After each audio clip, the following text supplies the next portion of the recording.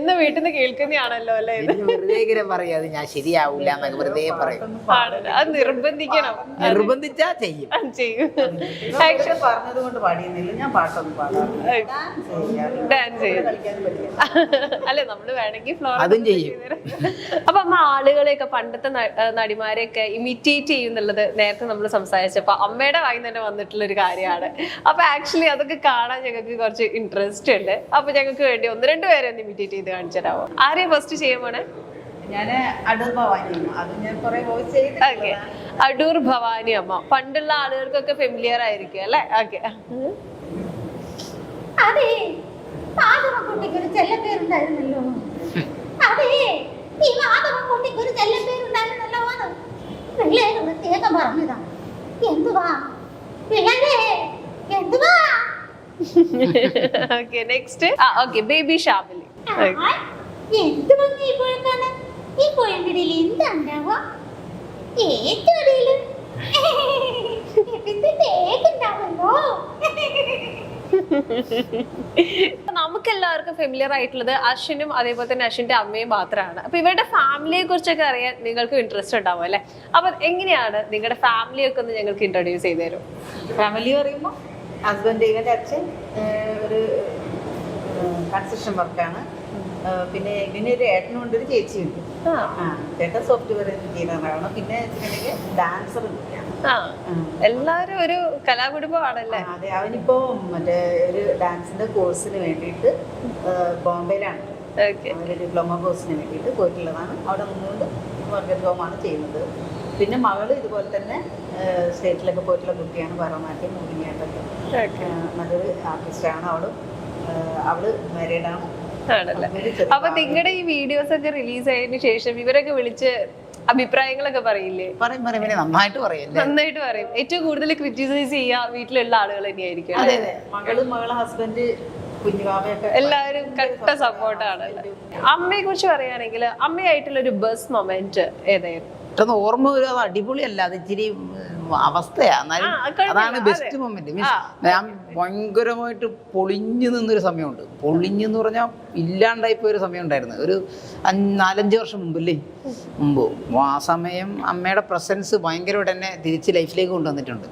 ഞാൻ ടോട്ടലി ഇല്ലാതായ ഒരു സമയം ഉണ്ടായിരുന്നു മൊത്തത്തിൽ. എന്ന് പറയാം, അത് പറഞ്ഞാൽ ഞെട്ടിപ്പോ അങ്ങനെയൊക്കെ നിൽക്കുന്ന ഒരു സമയം ഉണ്ടായിരുന്നു. അതിൽ നിന്ന് തന്നെ തിരിച്ച്, അത് വേണ്ട, അങ്ങനെ നാട്ടുകാരെ മൊത്തം ഞെട്ടിക്കണ്ട, അതിൽ നിന്ന് തന്നെ തിരിച്ച് ഒരു പുതിയ ഇതിലേക്ക് കൊണ്ടുവരാൻ സപ്പോർട്ട് ചെയ്യും. തേപ്പൊന്നുമല്ല, തേപ്പ് എന്നൊന്നും പറയാനൊന്നുമില്ല, തേപ്പൊന്നുമല്ല. ബ്രേക്കപ്പ് സീനും അല്ല. അതല്ലാതെ എൻ്റെ ഫ്രണ്ട്സിന്റെ ഇടയിൽ നിന്നൊക്കെ തന്നെ വന്ന ഒരു വലിയ ഇൻസിഡന്റ്. ആത്മാർത്ഥത കൂടിപ്പോയി. ആ ടൈമിൽ ഉണ്ടായിരുന്ന അമ്മയുടെ ഒരു സപ്പോർട്ട്. ഓക്കെ, നേരെ തിരിച്ച് ഈ ക്വസ്റ്റ്യൻ അമ്മയുടെ അടുത്ത് ചോദിക്കുകയാണെങ്കിൽ അശ്വിനെ കുറിച്ച് ആലോചിക്കുമ്പോൾ ഒരു ബെസ്റ്റ് മൊമെന്റ് അല്ലെങ്കിൽ പെട്ടെന്ന് സ്ട്രൈക്ക് ചെയ്ത ഒരു മൊമെന്റ് ഏതായിരുന്നു? എനിക്ക് സ്ട്രൈക്ക് ചെയ്ത മൊമെന്റ് എന്ന് പറയുമ്പോൾ, നമ്മൾ ഇവയെ ചെറിയ ഇത് മുതലേ സ്കൂളിൽ ഡ്രാമ ചെയ്യുന്നുണ്ട്. അപ്പം ഇവ ഹൈസ്കൂളിലേക്ക് എത്തിയ സമയത്ത് ഈ മോഡൽ ഹയർ സെക്കൻഡറി സ്കൂളിലായിരുന്നു പഠിക്കുന്ന സമയത്ത് അവിടെയുള്ള എല്ലാ കുട്ടി, പിന്നെ നമ്മളിപ്പോൾ കളിച്ച് അങ്ങേ തലവരെ ചീഞ്ഞ് കിടക്കുന്ന നാടകമായാലും അതെടുത്ത് ഒരു ഡയറക്ടറായിട്ട് ഒരാൾ വരും, അതിനും ലക്ഷങ്ങൾ പറയും ആ കുട്ടികൾക്ക് ആ നാടകം ചെയ്യുന്നുണ്ട്. പക്ഷെ ഇവന്റെ കയ്യിലും പൈസയില്ല, ഇവന്റെ കൂടെയുള്ള കുട്ടികൾക്ക് കളിക്കാൻ ഭയങ്കര ആഗ്രഹമുണ്ട്. അതെ, ഈ നാടകമൊക്കെ ഭയങ്കര എക്സ്പെൻസീവ് ആണ് ആക്ച്വലി. കോസ്റ്റ്യൂം ഇപ്പൊ കലോത്സവം മൊത്തം ഇപ്പൊ എങ്ങനെയായാലും എത്ര നല്ല ആർട്ടിസ്റ്റാണെന്ന് കുട്ടികളുണ്ടെന്നാണ്. അവർക്ക് വളരാൻ സാമ്പത്തികം ഇല്ലെങ്കിൽ നീ അവിടെ നിന്നോ എന്നുള്ളൊരു അവസ്ഥയിലേക്ക് മാറിക്കൊണ്ടിരിക്കുകയാണ് കല. പക്ഷെ ഇവൻ അത് ചെയ്തില്ല. അതിലേക്ക് ഭയങ്കര ഒരു അഭിമാനമാണ്. കാരണം അവൻ ഇരുന്ന് എഴുതി അഭയം എന്ന് പറഞ്ഞ ഒരു നാടകം ആ പ്രായത്തിൽ ഇവൻ എഴുതി. ആക്ച്വലി ഏത് ഏജിലാണ്? ഇവൻ എഴുതി സംവിധാനം ചെയ്തു. ആ നാടകം സ്കൂളിൽ കളിച്ചു. എല്ലാവരും, ഞാനടക്കം എല്ലാവരും ഇരുന്ന് കരയാണ് നാടകം.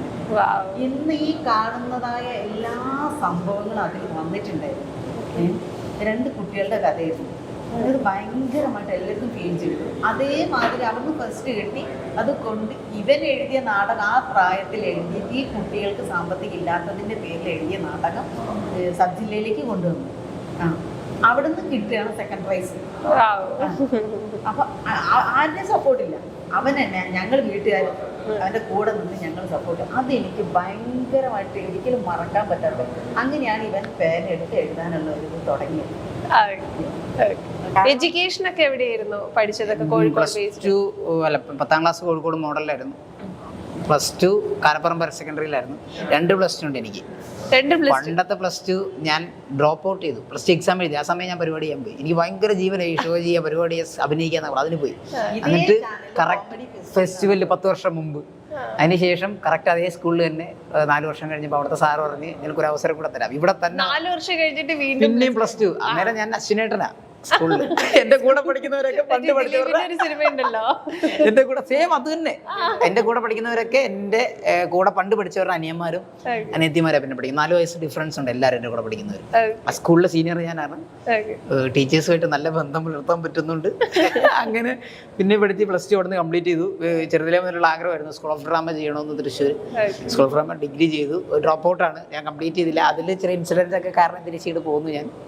ഭയങ്കര പ്രഷറായിരുന്നു പോകുന്നു. പിന്നീട് ഇതിന്റെ പുറകെ തന്നെ നമ്മൾ എവിടെ എന്ത് പഠിക്കുന്നുണ്ടെങ്കിലും ബേസിക് ഇതിലേക്ക് എത്തിപ്പെടുക, അല്ലെങ്കിൽ സിനിമ ചെയ്യുക, അല്ലെങ്കിൽ നടനാവുക എന്നുള്ളതിൽ ഒരു നല്ല നടനാവുക എന്ന് ഇഷ്ടപ്പെടുന്ന ഒരാളാണ് ഞാൻ.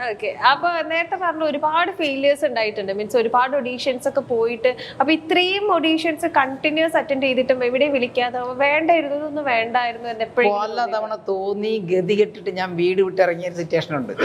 കാരണം ഇവരെ കാരണമൊന്നും അല്ല, എന്റെ തന്നെ ചോദ്യം. ഞാൻ എന്നോട് ചോദിക്കും, ഇത്രയും 25 വയസ്സിലാണ് ഞാനത് പോണത്.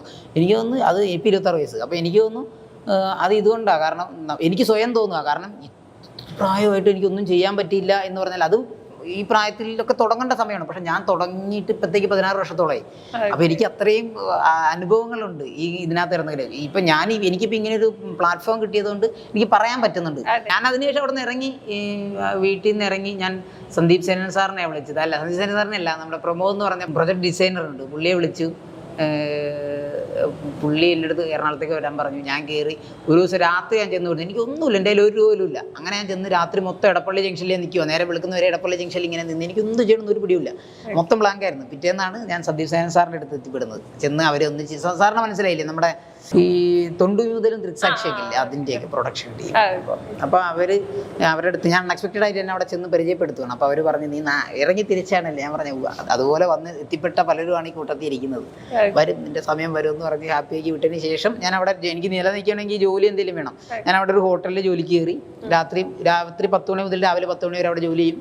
രാവിലെ 10 മണി മുതൽ രാത്രി 10 മണി വരെ ഞാൻ എൻ്റെ സിനിമയും കാര്യങ്ങളുമായിട്ട് ഞാനിങ്ങനെ നടക്കും. അപ്പോൾ എന്തൊക്കെയാണ് ഇനി ഫ്യൂച്ചർ പ്ലാൻസ്? എന്തൊക്കെയാണ് ആഫ്റ്റർ ദിസ് പ്രോഗ്രാം? എന്തെങ്കിലുമൊക്കെ ഫ്യൂച്ചർ പ്ലാൻസ്? വേറെ അത്ഭുതങ്ങളൊന്നുമില്ല. ഇത് തന്നെ, ഇതിനകത്തുനിന്ന് ആദ്യം രക്ഷപ്പെടണം നല്ല രീതിയിൽ. അതിനുവേണ്ടി ശ്രമിച്ചുകൊണ്ടിരിക്കുക. എന്നിട്ട് വീട് നോക്കണം. വീടെടുത്തിട്ടില്ല ഇതുവരെ. വാടകയ്ക്കാണ് താമസിക്കുന്നത്. വീട് നോക്കണം.